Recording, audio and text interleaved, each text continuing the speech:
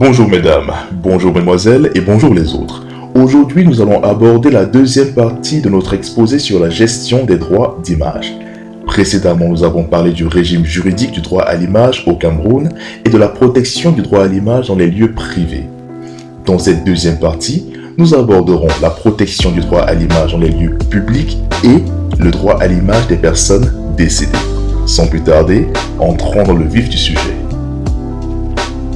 La protection du droit à l'image dans les lieux publics. Tout d'abord, prenons le cas des personnalités publiques. En principe, toutes les personnes publiques peuvent être photographiées car elles y auraient tacitement consenti. Par exemple, un arrêt de la Cour de cassation a décidé que la publication d'un prospectus comportant la photo d'un policier dans ses fonctions était totalement légitime puisque de par sa fonction, il incarne un symbole.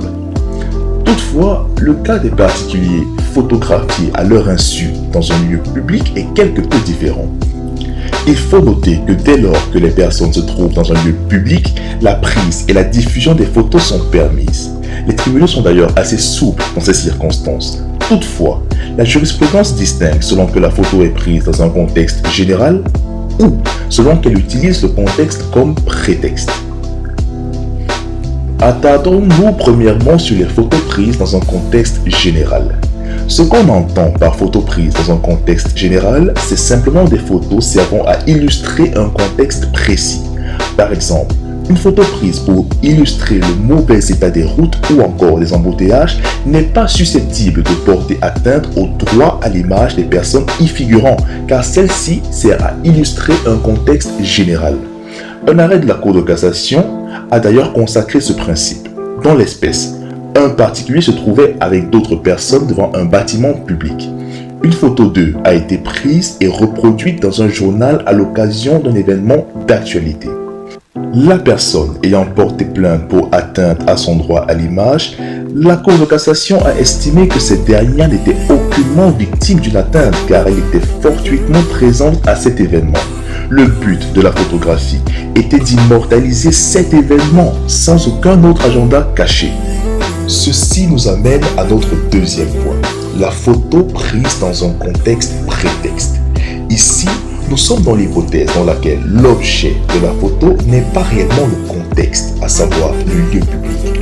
Le contexte ici sert juste de prétexte au photographe pour faire un gros plan sur une personne ou sur un groupe de personnes précis.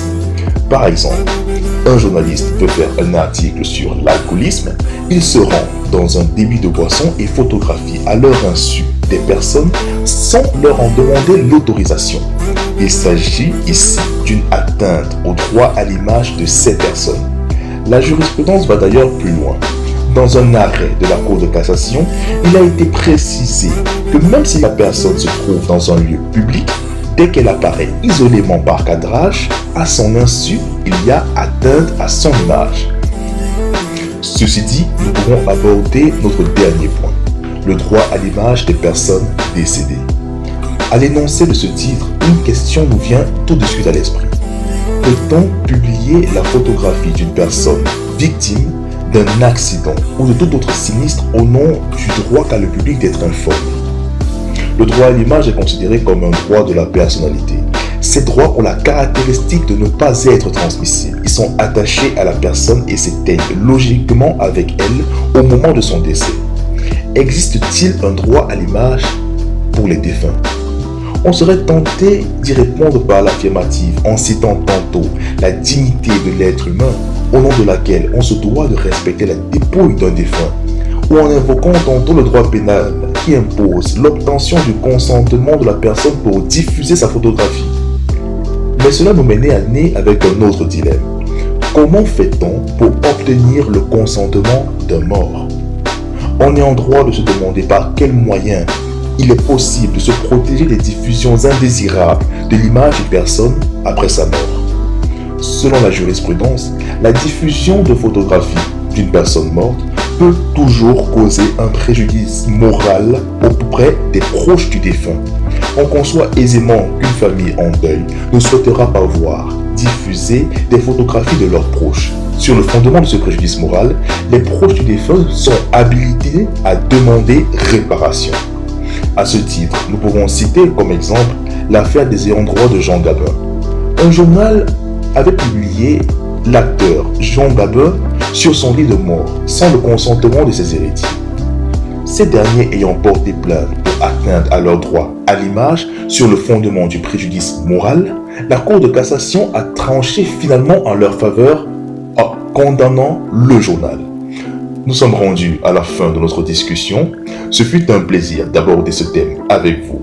Alors, maintenant que vous êtes en possession de toutes les informations utiles et que vous savez désormais comment vous orienter, n'oubliez pas que le chemin le plus court, c'est tout droit.